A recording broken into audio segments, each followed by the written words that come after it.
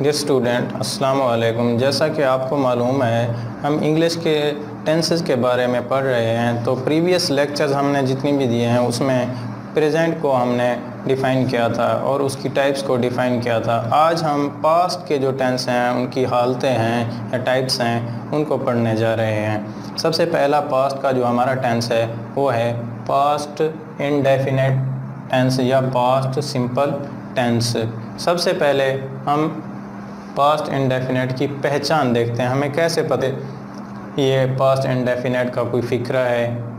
पहचान, उर्दू फ़िक्रे के आखिर में ता था, ती थी, ते थे या अलिफ छोटी ये बड़ी ये उर्दू फ़िक्रे के आखिर में दो किस्म की शनाख्त होती है, पहचान होती है। जैसे हम कहते हैं ता था, ती थी, ते थे या अलिफ छोटी ये बड़ी ये।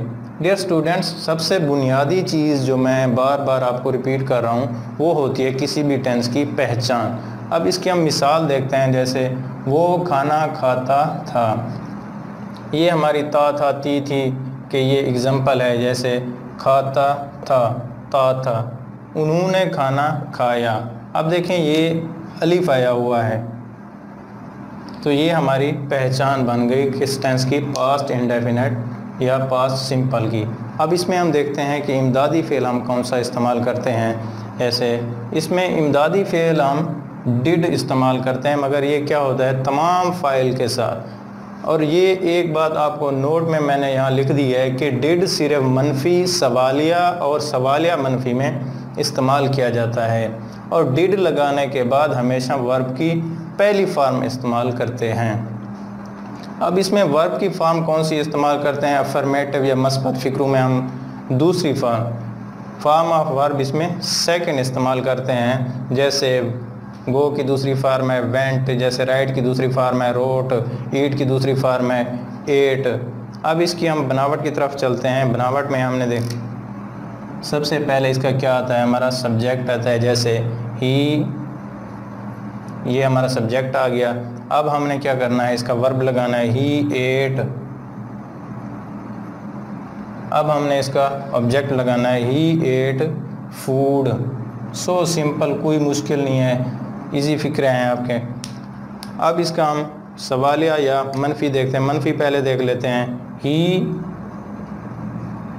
डेड, क्योंकि ये हेल्पिंग वर्ब यहाँ सवालिया और मनफी के लिए कौन सा है? डेड है। ही डेड नॉट ईट, क्योंकि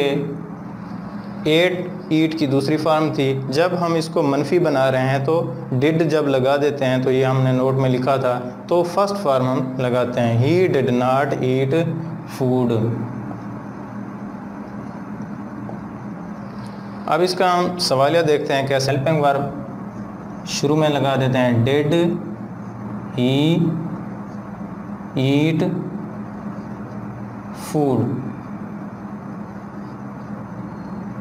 एंड पर क्वेश्चन मार्क। अब जब सवालिया और मनफी इकट्ठे बनाएंगे तो देखते हैं, डिड ही नॉट ईट